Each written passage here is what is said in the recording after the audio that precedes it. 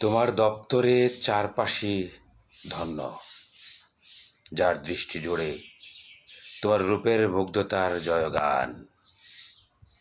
একান্ত অনুগত কলিং বেলটাও শুনিয়ে দেয় তার সুরেলা সঙ্গীত। আমি তো বন্দী তোমার বিরহের বিষণ্ণ কারাগারে। আমার যত কবিতা তোমার গর্বিত আঁচলের উপেক্ষায় নির্জনেই পড়ে থাকে আজিমনগরে, একটি হাতছানির নির্মম অবজ্ঞায়। মন কি কখনো মনের দুয়ার করা নাড়বে? এভাবেই ফুরিয়ে যাবে যাবে হাজার বছর, শুধু অপেক্ষার প্রহরগুলো বয়ে যাবে জ্বলন্ত ইতিহাসের মতো।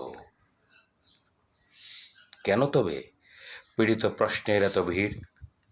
কেনই বা উস্কো খুস্কো চুলের ডগায় শুধু দুর্ভাবনার দুরন্ত বাতাস খেলা করে?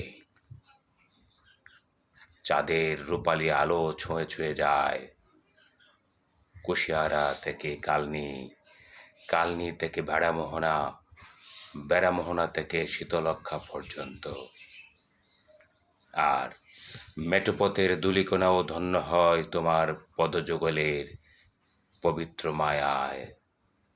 আজিমনগর থেকে শরীফনগর, চর বাজার থেকে মধ্য বাজার, কিংবা হাই স্কুলের শুকরিখালে।